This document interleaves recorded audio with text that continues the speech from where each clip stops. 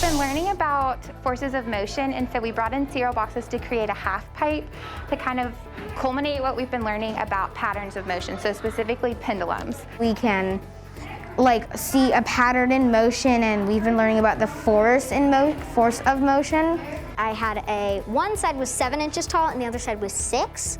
And the 7-inch tall was much steeper and had a shorter slope. Our first idea was to make a bowl inside a cereal box so it could sort of go anywhere. But that failed, so we just kind of took our scraps and tried building onto a regular half pipe to make it taller. It's been really fun to work with my friends, so. It's a visual learning, and I'm better with seeing things than just writing them down. I've been really impressed with the ways that they've deconstructed the cereal boxes. They've been able to put their own spin on it, even though they're limited with their materials. It's so important for them to actually see how forces of motion can be seen in everyday life, and that they can be a part of it and create and design solutions for everyday tasks. We were making levees to prevent a town of flooding. We had to think about if it would fall over, if it would be like a real life design, if people would use it, and if our people would actually be able to survive. So the constraints were that they had a certain amount of time, they had a specific budget of $10, and the items that they could purchase were duct tape, sponges, pieces of cardboard, pieces of plastic wrap or baggies, sand, and rocks. The rocks, they are an obstacle for the water to get over, so the water can get trapped a little bit so the people have time to evacuate.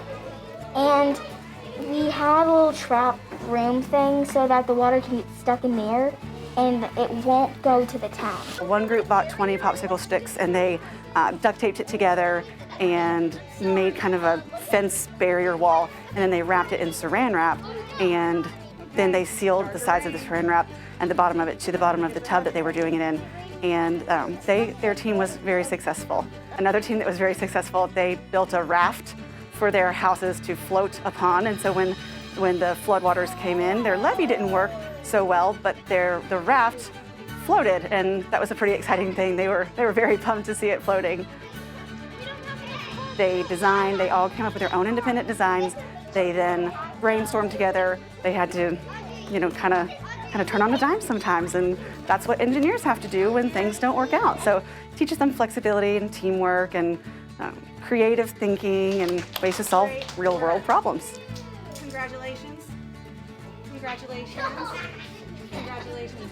Good work today. Today we're celebrating our district-wide classified employees of the year, which are all those support folks across the district who support students and teachers in their work. Come on, let's go, hurry.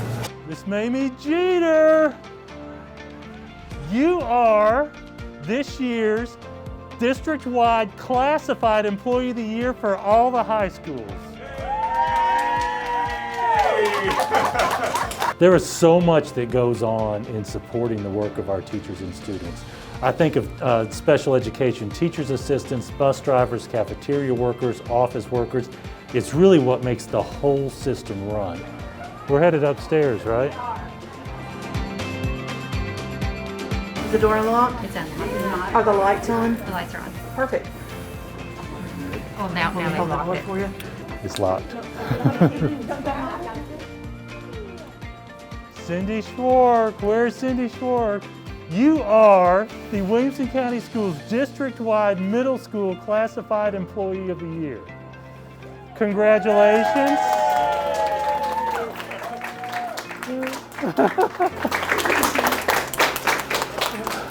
These guys.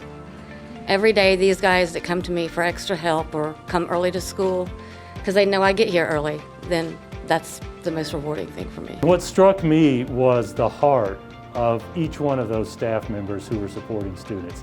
Each one of them had that emotional reaction because they pour their emotions into their work every day.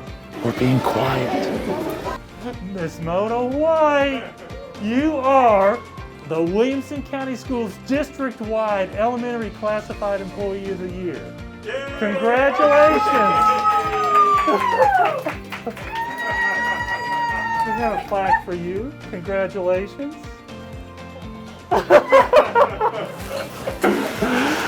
Thank you. Thank you, thank you, thank you. There's something special about a life that serves children, that serves students.